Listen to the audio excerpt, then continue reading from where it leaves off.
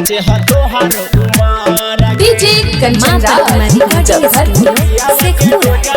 साहे न पैनी काचे हतोहर उमर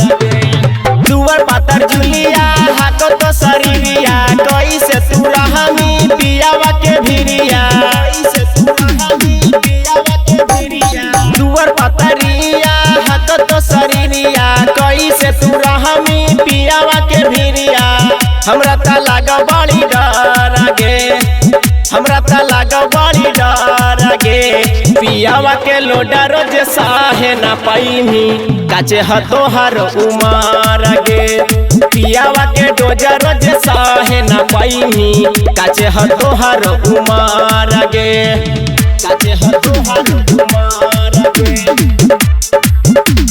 पियावा के डीजे कंचन राज मुजफ्फरपुर काचे हतोहर उमर गे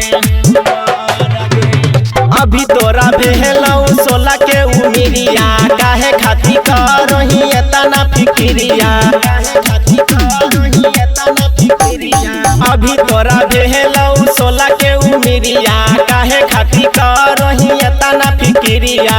चढ़े दे 18 उमर गे चढ़े दे 18 उमर गे पियावा के लोडा रोज साहे न पैमी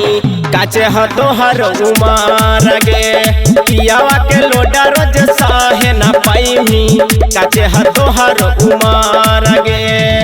काचे हतोहर उमर डीजे कंचन राज मुजफ्फरपुर पियावा के लोडा रोज साहे न पैमी काचे हतोहर उमर गे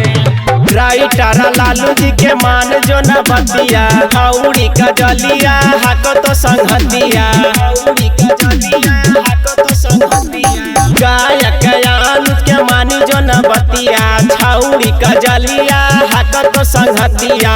हको पहिला का लभर गे हको पहिला का लभर गे